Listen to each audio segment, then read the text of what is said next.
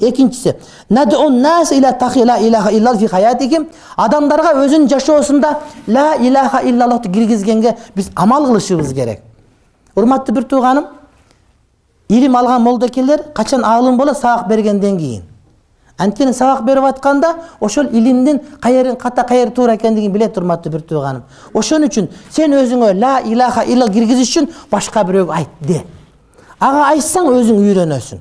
Кантип үйрөнөсүң? Башка бирөөгө үйрөт. Сенин жашоң ла илаха иллаллах болсун сен. Сен эрте менен тургандан кечке чейин ла илаха иллаллах дегенин жаша деп акыйкатты киргизе турган болсоң, ошол өзүңө кирет. Сен башка бирөөгө дават кылбастан, илим үйрөтүп атсаң, биринчи өзүңө пайда келтирип аткан болосуң, урматтуу бир тууганым. Ошондой эле дуа кылышыбыз керек. Бизге жана үммөттүн бардыгына ла илаха иллаллахтын акыйкатын киргиз деп дуаны унутпашыбыз керек. Дуа өтө зарыл маселе. Айтышыбыз керек.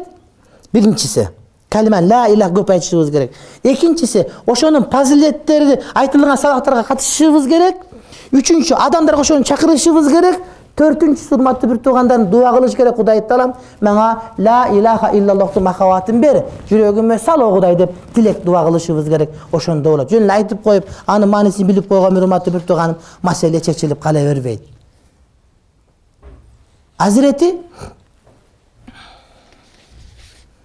Пайгамбарыбыз алейхиссалам менен Азирет Аббакыр хижрат кылышты.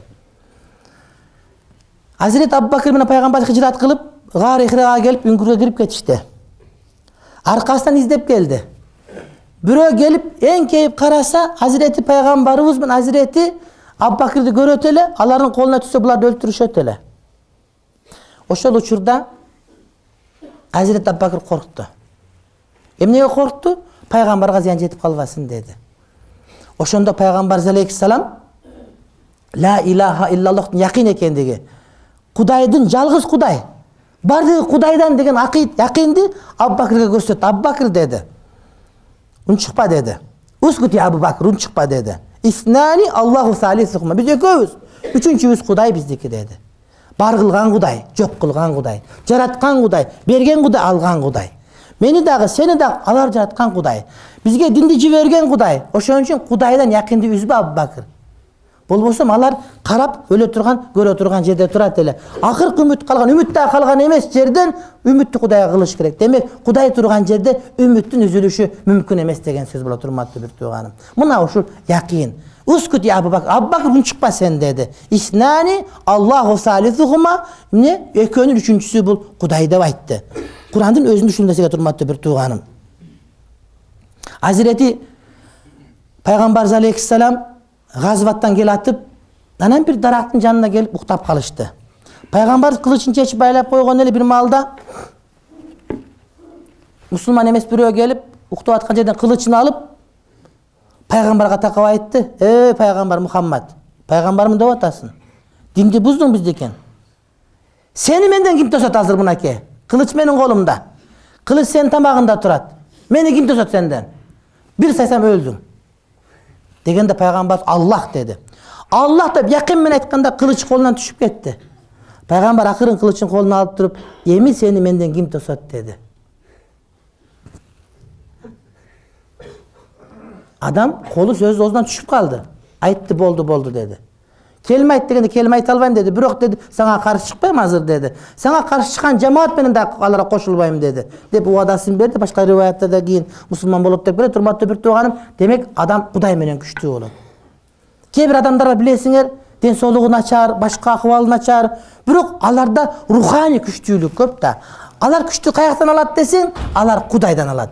Алар ошол ла илаха иллаллах деген якинына турматтуу бир тууган. Ошон үчүн Кудай менен шерик болуп, Кудай менен бирге маиятуллахи таала, Кудайым дайыма көрүп билип турат дегенди жүрөккө киргизе турган болсо, анда бул адам иншалла эч качан урматтуу бир жаманды көрүшпөйт. Азирет Ибрахим алейхиссалам билесиңер, Маккага алып келип таштаганда, аялыңы тышта, балаңы тышта дегенде Кудайга якин кылып, таваккул кылып таштады. Кудайым булардын эмне ачып бер жолун деген. Эгер Кудайым буйрук берген болсо, Кудайым сени өлтүргөнгө түртпөйт деген.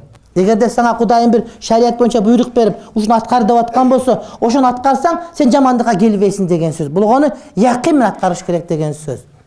Otko tuş dedi kүйгүздү, от күйгүзгөн жери жок урматтуу бир тууганым. Анткени Кудайга болгон ишенич мына ушундай толук эле деген сөз. Азыр кээ бир адамдар бар, мусулман ушундай шарият дин ушундай аткар десең, муну кыла турган болсо, магазинде арак бар, аракты алып койсо соода болбой калат. Ана бала чаканы кантип багам дейт урматтуу бир тууганым.